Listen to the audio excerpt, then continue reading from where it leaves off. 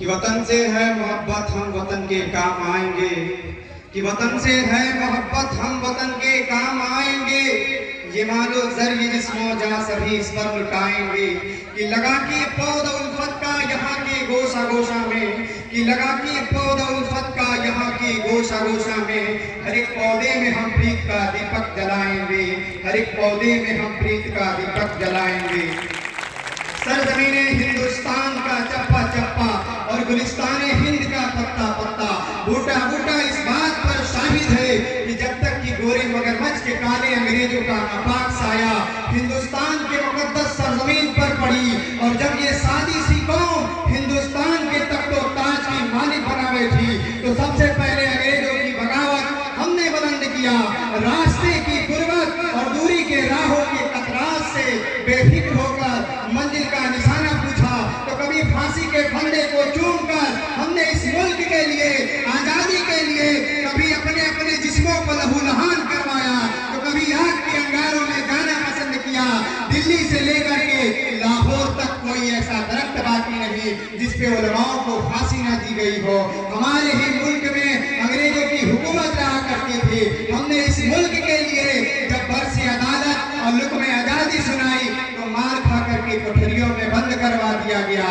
हमें ही इस हिंद के लिए जब हम आजाद करने के लिए गए कि मजबूर सही मजलूम नहीं है हम, मजबूर सही मजलूम नहीं है हम, इस हिंद के रहने वाले हैं, बुज़दिल नहीं है हम, इस हिंद के रहने वाले हैं, बुज़दिल नहीं है हम।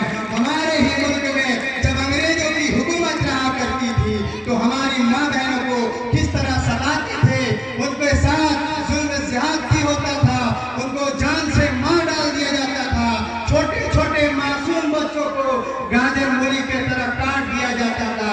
कभी कोई सुनता है कि किसी के बाप को मारा गया है, तो कभी कोई सुनता है कि किसी के बेटे को बेरहमी से मारा जा रहा है, कि कभी कोई सुनता है कि किसी के बेटी को जलाया जा रहा है।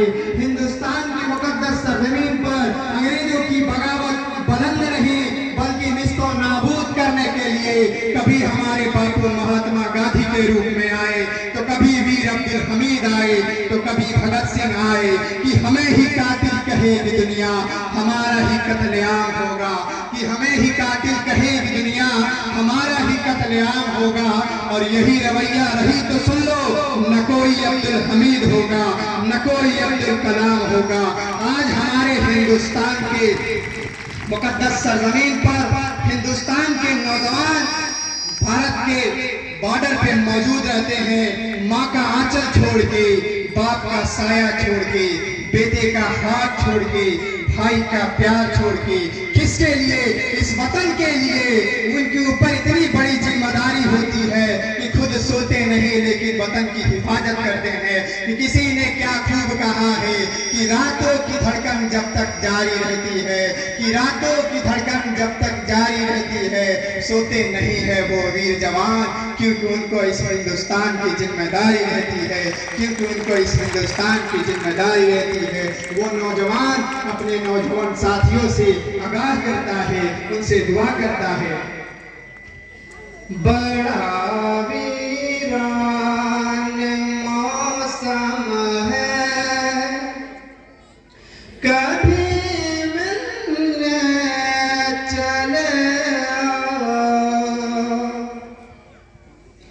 बड़ा वीरान मौसम है, कभी मिलने चले आओ।